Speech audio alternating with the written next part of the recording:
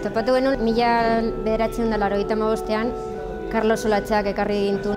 Garai horretan miaketak egiten ari gen taldeari, eta berak ez zituen arrastori topatu, baina guk hasi ginenean, katak egiten hasi ginenean, ateazien lehenengo gauzak ziren zeramika zatiak, eta baita brontzezko figura bat.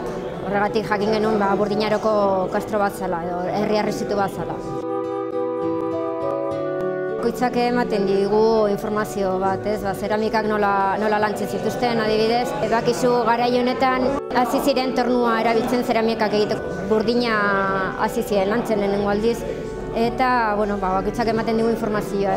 Adibidez, pisu horrekin badakigu hemen merkataritza izango zutela, ez dakigu zerekin komertziatuko zuten, baina badakigu beste herrien arteko komertzioa egongo zela.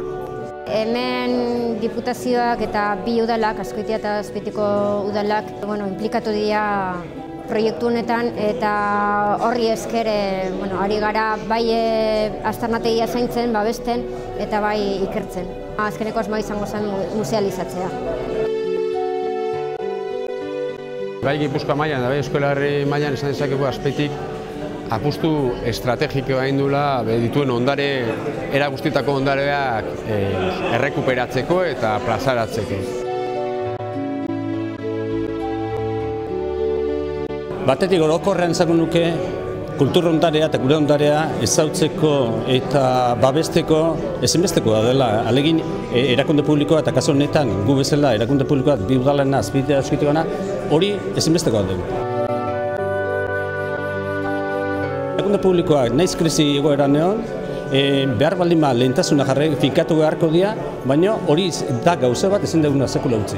Ondarea babestea, zaitzea, eta gure herriari, gure jatorria eta gure historia iragana ezautzea ematea.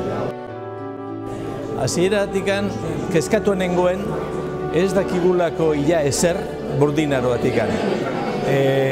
Erromatarrak guri erasotu aurretik nola ginen, nola bizi ginen, zer egiten zuen gure herriak, nola moldatzen zen, zer jaten zuen, nola antolatu zegoen herri hau, hori gazteko gerrina izan dut beti. Hori ez dugu inoiz ikasi historian, liburuetan.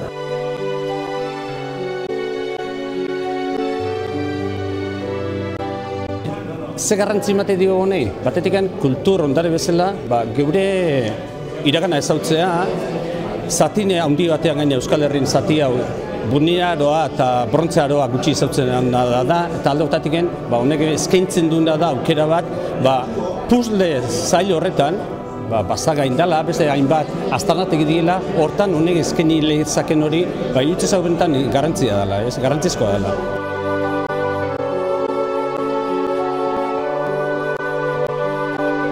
Hasi ginen 1985ean aurkitu, gero 1988ean eta 2000 urtean beste zundaketa batzuk egin genitun, eta indusketa arkeologikoa berez 2006ean hasi ginen. Geroztikan sarbidea ikertzen ari gara, herrira sartzeko bidea eta bere inguruan dauden bi egitura, babes egitura edo dorre, eta hortan gabiltza. Urtero indusketa arkeologikoak egiten ditugu udaran, uztaila abuztu tarte horretan, eta kanpoko jendea dator, baina baita herriko batzuk datoze laguntzera.